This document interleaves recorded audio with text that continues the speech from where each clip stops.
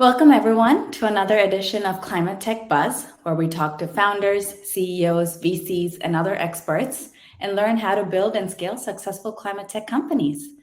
Today, we'll be talking with CEO and founder of Consigli, Janne Aas-Jakobsen.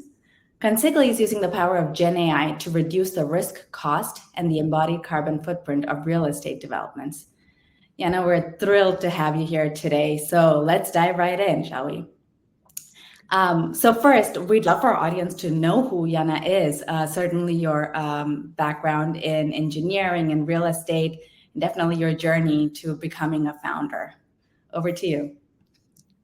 Thank you. Really a pleasure to be invited. I started out as a structural engineer, so I have a master's in structural engineering. Been in the industry for 25 years, but haven't done much of structural engineering specifically, more in the space of digitizing business development. So I actually went back to university after a few years and then did another master's in finance and economics. So I got a little bit broader background of doing business development, but in the same industry.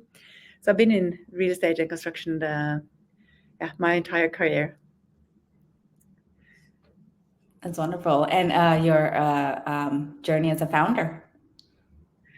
Yeah, I did work in a few. First I started out as a consultant, and then .com happened, and I was thrown into a little world, little bit of that. Came out of that like everyone else, almost everybody else. Early 2000, started doing a few years of research within built environment as well. And then into the IT for built environment sector. And I actually started my first company maybe 14 years ago. So this is not the first time I do this. I've been founding companies on my own money, but also on other companies' money. And been building, I think this is my 6th company that I'm building. Wow. So I think it's hard as the first time you do it. Then I was really scared, like, I'm going on my own and I'm starting a company. And I felt I took a really high risk. And then after a while, it's so almost you cannot stop because you realize, there is a new company that has to be built, and you cannot not build that company. And I think that was what happened when I started Consigli. I was in a big corporate, had been building the Norwegian part of a large Danish company, and realized AI was coming, big tech was coming, and nobody else built this company. And I thought, well, there's going to be a company like this using AI instead of humans doing engineering. So I just needed to actually this time to make this company. Yeah, why not you? Yeah, I love it. Serial entrepreneur. So talking about Consigli then, how did you arrive at the problem area that Consigli is trying to solve for, and how did you approach the solution? I did arrive at it when I was in the middle of actually the same problem area. We had thousands of engineers doing engineering, multidiscipline engineering. And then I realized just the powers of big tech and then AI coming. And I had a look at what we were doing, and I thought, well, this is an area where there's going to be a dramatic change when big tech is coming in, and we have AI and all the opportunities. And then I think to build a software as a service company in the same field as human consultancy engineering companies has been doing is a total different business model. So I came to the conclusion that I just had to start from scratch building a software as a service company, and not trying to transform or disturb an existing business model that exists in the engineering consultancy world, where you have humans working manually or digitally, but still manually in software, and you charge by the hour. Mm-hmm. So transforming that into a global software as a service company, I think would be much harder than starting from scratch and build without that legacy. So that's why I made a decision to leave the company that I was in and start Consigli, building from scratch. I also saw that there was a totally different skill set that needed to build this technology. So I went out, sourced people with PhDs in mathematics and physics and AI globally. That's not so often you do in Norway. You kind of tend to employ Norwegians that everybody knows everybody in this country. But I soon realized that I had to source globally if I was to get the talent that could actually perform well in this building this company. So I think I was both feet in the same world as I've been in for a long time. So I'm on home field, but leaning on everything I learned from both my educations and all experience, and I think also from having 3 children. So growing in an organization is a lot of fun. It's a lot of hard work, and I think we have 17 different nationalities in the office here now. So I think the flexibility you learn maybe when you're a little bit older and have 3 children, I think that has been a good asset as well. Okay, that's wonderful. So tell us a little bit about the automated engineer. Yeah, and her role. She has practiced a lot. She has trained on data from real estate and construction projects in a big magnitude. She's been trained by the forefront of researchers within mathematics and physics and AI. And by now she has much more experience actually than a person can get through a lifetime. She's been in so many development projects. But she also have a very specific skill set. So we haven't created AI that can do everything, but we trained her to do very specific things that we know is a challenge in development projects. It's a challenge that is very well positioned to be solved with AI. And coming from the industry, we know where the big values that can be created are. And we're kind of picking the low-hanging fruits where there's big value. It's very well positioned to be solved with AI. It's a struggle today, and it's something we can scale globally. I think that's been the main factors of picking the areas we train her to solve first. And then, of course, she's learning every day. And so could you tell, I know Consigli talks about reducing the risk and the cost to real estate developers. Can you explain a little bit more about the problem areas that you're targeting specifically with the automated engineer? Yeah, we actually did start with the documents because we saw when we were going to train her to do engineering, we needed a basis for the input parameters. And then we saw that the documentation that is used for specifying the building so that the clients can communicate what kind of building they want and send it to the contractor for a price, we saw that there was just a lot of discrepancies, reference to old standards. The quality of that document package was not well enough for us to use it as a basis for the engineering. So we made a tool that was able to retrieve all the text in all the documents and then see where the discrepancies, where do you have risk in your project that is caused by the way we write as engineers, I think. And you have a large group of people each writing their own documents and putting it together to a package. So we trained her to navigate in documentation and figure out where is the risk in the documents. And first of all, to give a good input parameter for herself to train her to do engineering. But then we also saw that this is a perfect tool to help in project management, reduce the risk for the developer before sending it out for tendering. So then we put it into a commercial package, and then we've had that in the market for more than 3 years now. And I think we have all the users, they say, well, I will never dare to put out a tender again or a tender documentation package without checking it with AI first. And then we started to do the M&E engineering. And that is because we know it takes a lot of time to get that interdisciplinary M&E design together. I think we haven't put too much attention on all the material going into the technical systems yet. We are very concerned with structural and facades, but the amount of material going into the technical system is massive. And we have experienced from previous years that the coordination is really hard to get it right, to get an optimal project for when all the disciplines are going to collaborate in a team or using a BIM process or virtual design and construction, all that. And the quality isn't good enough. And we just realized that this is an area where if you have the architectural model, we're not architects, we are engineers, so we need the architect model to come in first. And we have the specifications from the clients. Engineering all the technical installations is actually just a high complexity of knowns. It's really complex, but we do know everything. We know the specifications, we know the laws of physics, we know the materials. So high complexity of knowns is something that AI is good at, right?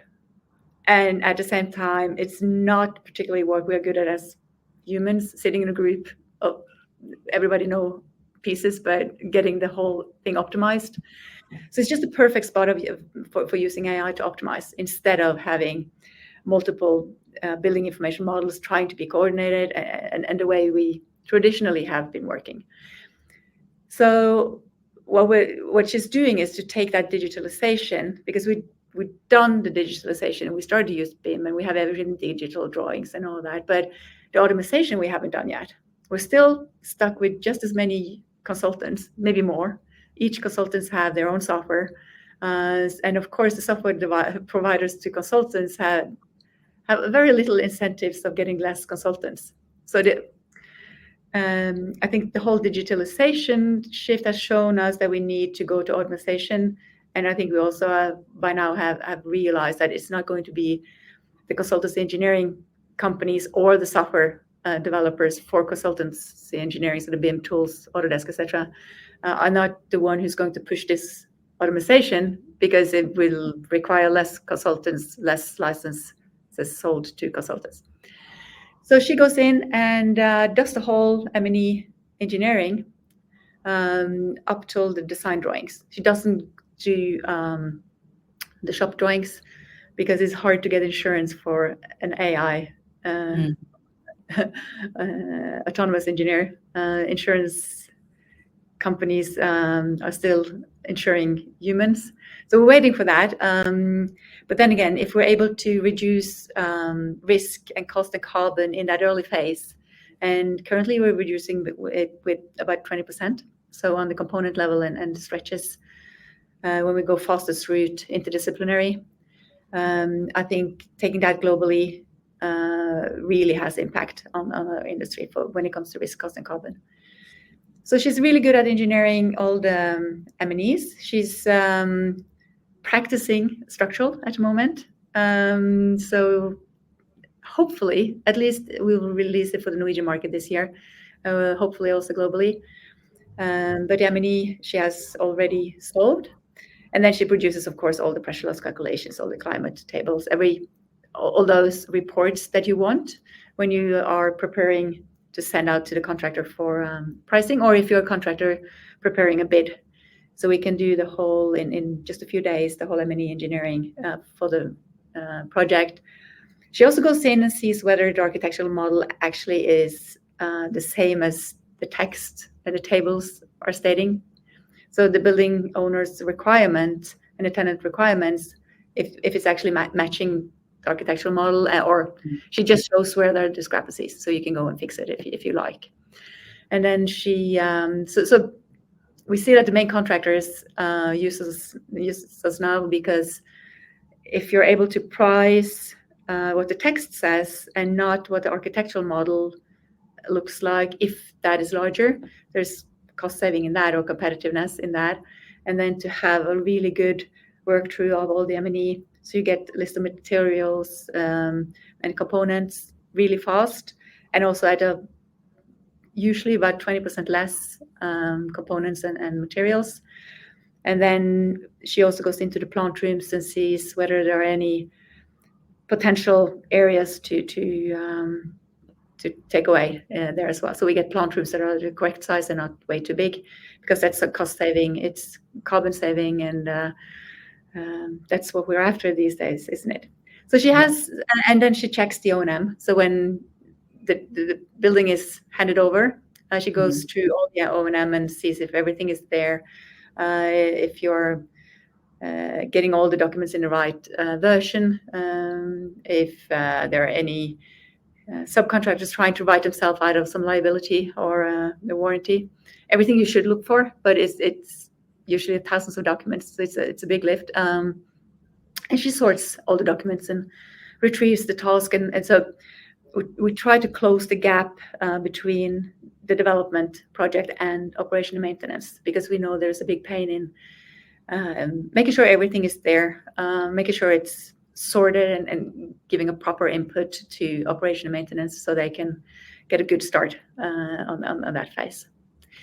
So she has a pretty large skill set already. So we usually would say, well, she's ready to go into your organization, so you can employ, pay a monthly salary, and she would work on each project that you have, and you just it's pretty clear what she's good at. So when you have these tasks in your organization, you can leave it to her, and she doesn't get sick, or she doesn't have cats that get sick. So she's pretty reliable. Or you can hire her on your project, and then she will work on your project when the services and the skills that she has is right for that project. Understood. I love that. I love that she has so much personality too. Right.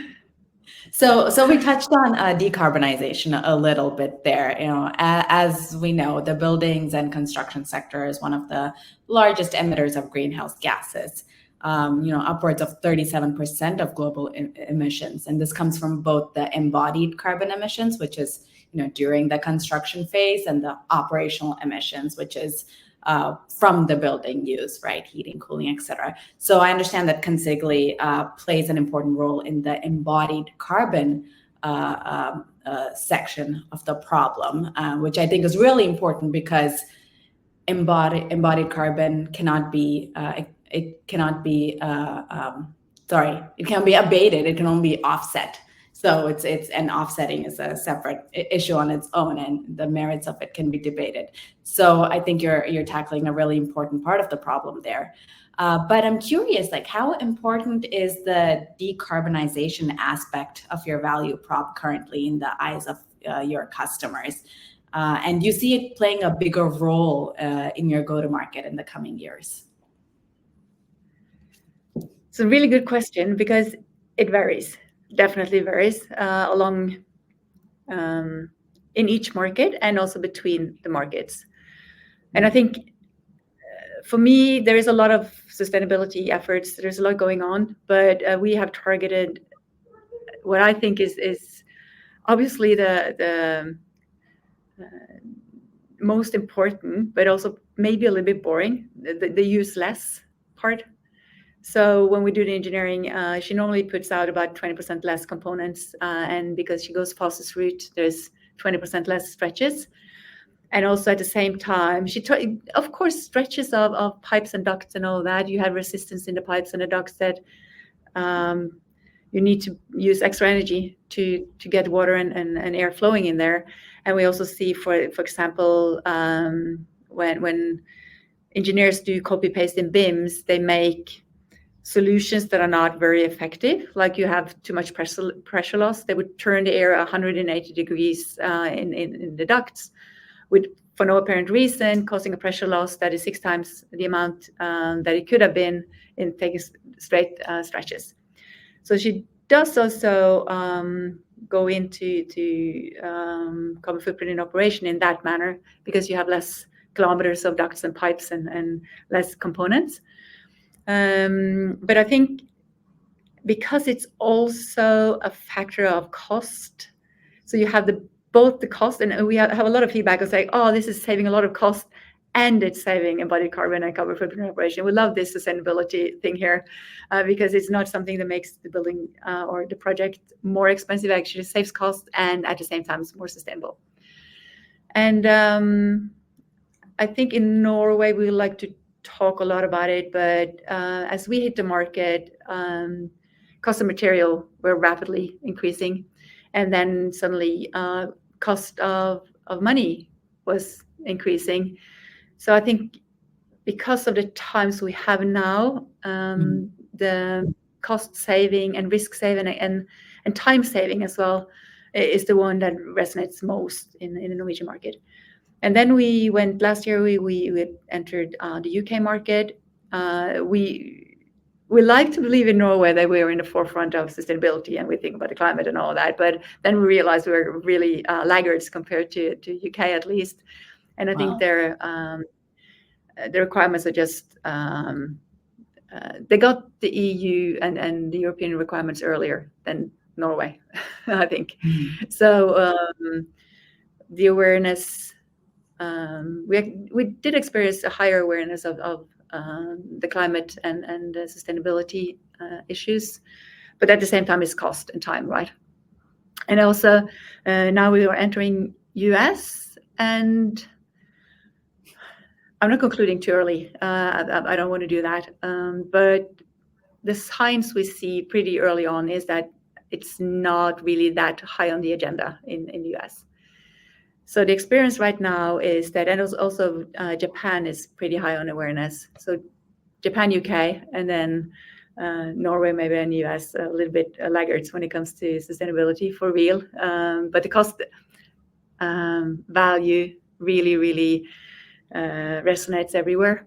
So we lean on that, and then we say, and this is also a really good sustainability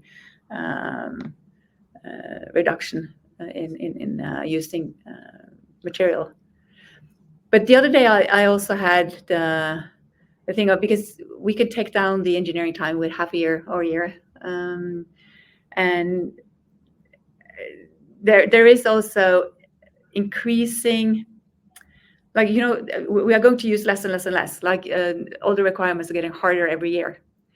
So also, you know, when something takes longer, the risk increases. In this area, you also know that you have stronger requirements. So if you could save a year, the requirements will be less.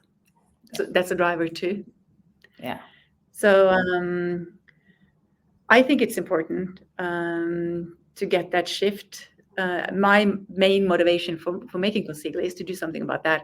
I've been in the industry so long. I feel responsible for ending up in a place where we use 40% of all the material in the world and almost 40% of the energy in the world. And I'm thinking, if we can take Consigli global and scale and contribute in reducing the amount of material in this industry with 20%, especially when it comes to the technical systems, I can get old and I can feel good about what I did.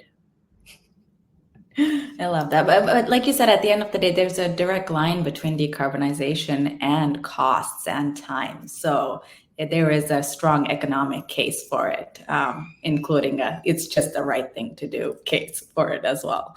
So I'm glad you're able to make that case successfully. So we also see that the motivation. We have a lot of mathematicians and physicians and AI experts here, and it really, I can see the motivation that we're working on something really important, so they can use what they're really good at and quite nerdy about into something that matters, and it matters globally. So I also think that that's a very important component, because we have a global organization here, and everybody is concerned about this climate change and contributing to something that is global. Exactly, being mission driven. I love that. Yeah, so talking about the team and the people behind Consigli.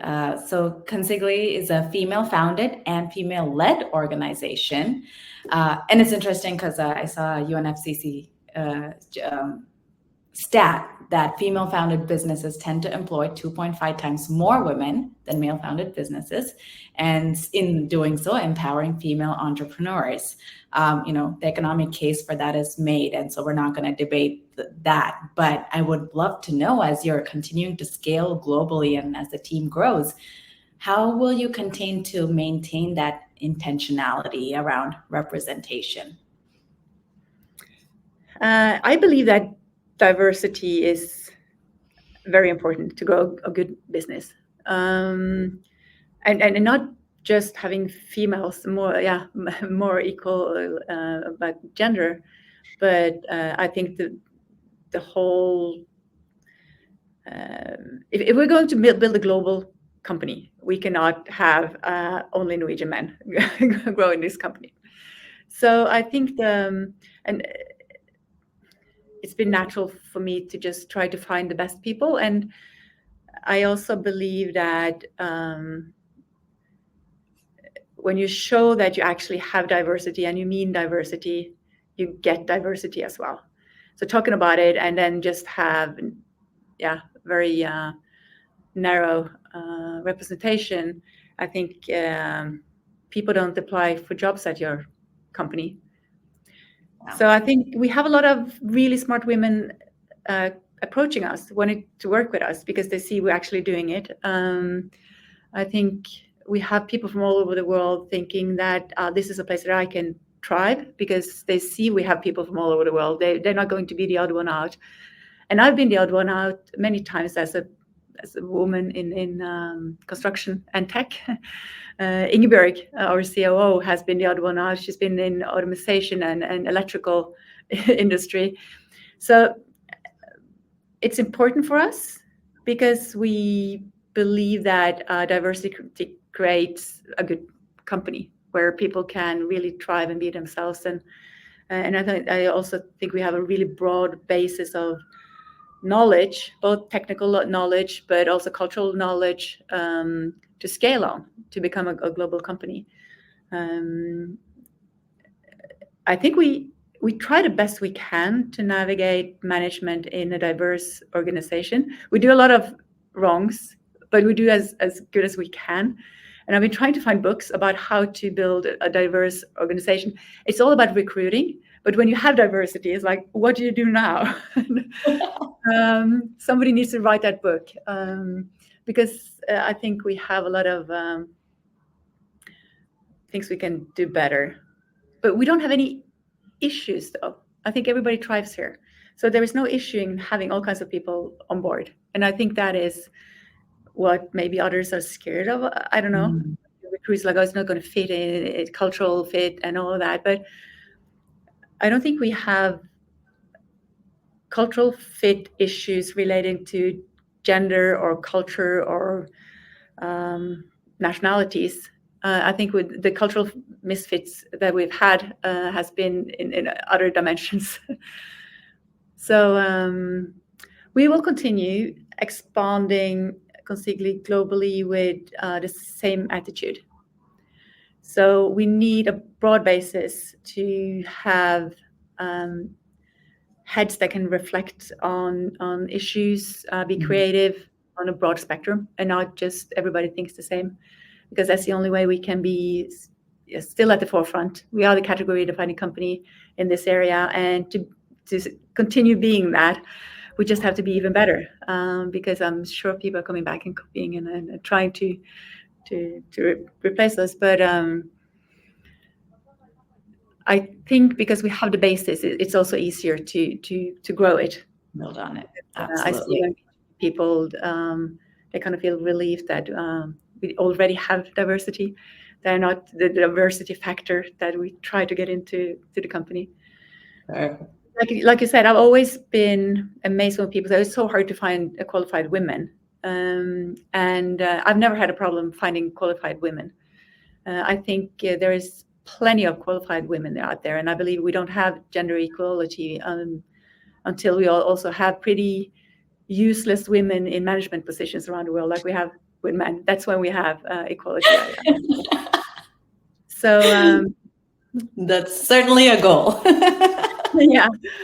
So you had a number of 2.5% higher times higher likeliness to have more women in the organization. Yeah, I believe that, because we haven't had problems finding qualified women. They come to us. We know a lot of really, really smart women, but I think maybe we have a different dialogue with some of them. We did have an interview with a woman. She has a PhD in mathematics, comes from Africa, amazingly bright person, fits perfectly into our organization. And then as we progressed, she suddenly just ghosted us, and we didn't know why. And then we were able to get hold of her. And she said, oh, yeah, you see, I've become pregnant. So I guess you don't want me in the organization when you're building a company.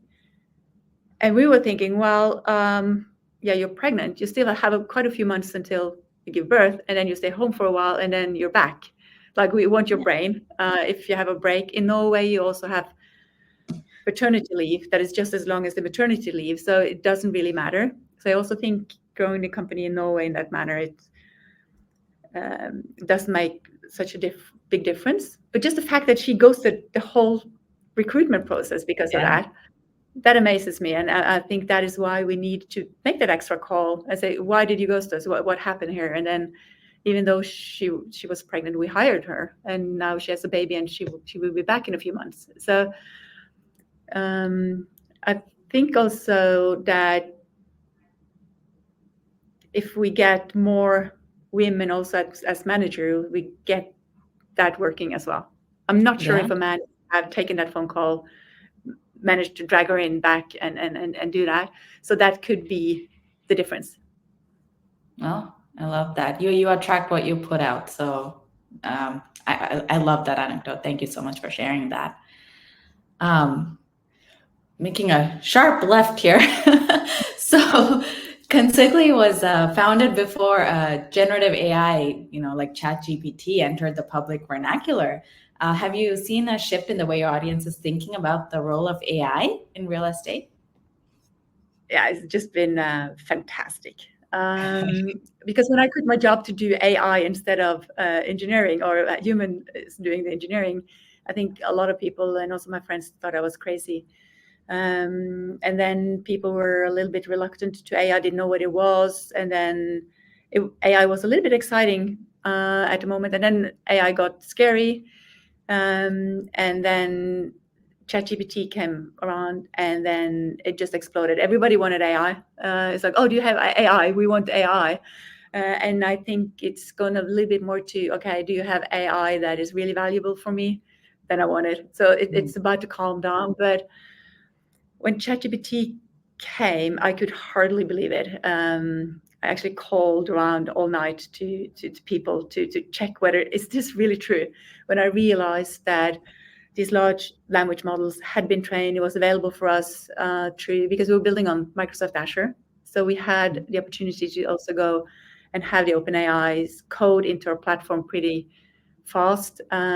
We already had a large team with people with PhDs in natural language processing, because we've been building this kind of technology already. We had it in the market. It was really hard to explain. People didn't believe that a machine could actually navigate in text and find discrepancies between documents, and stated in one document that somebody was responsible for something, and then almost the same situation is described in a new document and with another one party responsible. It's like, no, we don't believe this is true. And suddenly nobody asked that question. Everybody believed it was true. And then I had that feeling, when you go to the train station, you have already packed, because we had the services live, we had it out commercialized, we had taken tons of documents, like the whole O&M packages of documents, made it into data, trained data models to search for discrepancies and all that. And then this amazing technology comes in, and we could just jump on that train and not being sure where it was supposed to take us, but we jumped on the train and we took the code into our solution. And now you don't need a digital twin anymore to navigate in an engineering tool, click in a BIM. You can simply just take the O&M documentation. You can talk to your building with human language on the machine. And I think suddenly we've been working with digitalization and BIM for, I don't know, more than 20 years. But with AI, we have a technology coming into the industry where people also use it privately. So I think the forces of AI coming in that way, when you use it privately and then you can see how you can work it, use it also at work, has gone so much faster. So for us, has been a major shift in what our clients, customers, and the whole market believes is possible with AI, and they're not that scared of AI anymore. So we were really lucky with that one. I love that. So our listeners are often interested in learning about go-to-market and growth strategies. Certainly for you, timing was a big part, but just curious, how have you approached your growth? Is it partnerships, promotions? What has really worked for you? We have tried different strategies. I've been scaling software globally before, so I had a little bit of hunch of what will work and not. But this is something new, so you never know what fits and not. There is not like a global answer to it, I think. But when I started, first of all, I quit my job on late January 2020, and then 3 weeks later, the pandemic hit. So I was a little bit lost there for a while when the whole world shut down, and I was supposed to build a company. But in August, when I could start building the company, got a whole Norwegian industry on Teams, and they were all really good at sharing data, sharing knowledge, testing out. So we've been able to build the company in really, really close relationship with industry here in Norway. So we were in commercial phase just after a few months with the first minimum viable solutions that we had. So we're building with Norwegian industry that at that time was at a good place. Everybody's like all-time high, really good. Although there was a lockdown, but still the numbers were good. Interest rates we didn't have interest rates. It was almost zero. And then we were able to get the solutions out there, tested, get the first revenue. And then suddenly we saw the interest rates going up. Those big changes. And Ingebjørg and I were discussing, like, this is not going to last very long. This is going to be a hard time for Norwegian market, which is tiny. And we started to discuss that we cannot wait before expanding. So really good home market to test, develop. There's a high level of trust in this market, but not a lot of projects going on right now. So we're just really glad we, in late 2022, decided just to go into UK. And then started January 2023 going into UK. And luckily, we had practice enough back home to be able to go into the market pretty fast and well. We had a company here in Norway doing cold calling, booking meetings. And at the same time, we used our own network and booked meetings through old connections and network. Real estate is very network-based. Sure. And I think the combination of having them calling and us working on network worked really well because we were able to get meetings pretty fast. I took all the meetings. So I would go to London and I would fly over in the morning and run meetings like back to back the whole day and sleep over there and then back to back meetings in the next day and fly back on a regular basis. And we were able to get into the market and start scaling, doing it that way. I think I've tried all the cheap hotels in London. They're all very, very bad. But it worked business-wise. And then when we approached the summer, the activity, we had managed to get clients delivered. We were sure we're in. Now it's a matter of scaling. And then we were able to employ the first people and get an office. And so now we're in a scaling phase with people in UK, scaling the business there. I'm still over on a regular basis working on it. And because that worked in UK, we're doing the same in US. So currently, we're doing network and calling, and we have a company helping us so people on ground in US to build up the market. And as soon as there is enough activity, we will start building our organization, probably in close collaboration with the company that we collaborate with over there. But I think we'll keep it directly, not using too much distributors. We tried in Sweden to use distributors because everybody says, oh, you should probably get the engineering companies to sell your software to the customers. And I thought, well, I don't think it's going to work, but let's try in Sweden. So now we tried for 2 years and the revenue is 0. And then at the same time, we've done new markets. In Japan, we've done ourselves as well. So for our kind of solutions, at least, it's just doing the hard work yourself, taking all the first meetings yourself, because going into a new market, at least the way we develop, we need the immediate response. The first meetings that are booked, the first reaction they give, first reaction when they get the deliverables, because that's how we can make sure that we target that market the way it needs to be targeted, both marketing-wise and technical. Okay, high level of personalization. Interesting. It's still many regions to do though, so we might test out other models as well. I think we're just really pragmatic and not afraid to do the hard work ourselves. Okay, no, totally fair. If it works, it works. So that brings us to our last question, and we'll end on a forward-looking note. So from your unique vantage point at the intersection of AI, real estate, climate, how do you see the space evolving in the coming years? Be that regulation, innovation, what do you think is going to be disrupting the space you're excited about? Yeah, I think the whole shift from talking about digitalization to actually be able to do automation, I think that's the major shift at the moment, because we need to be able to automate to get cost and carbon and time down.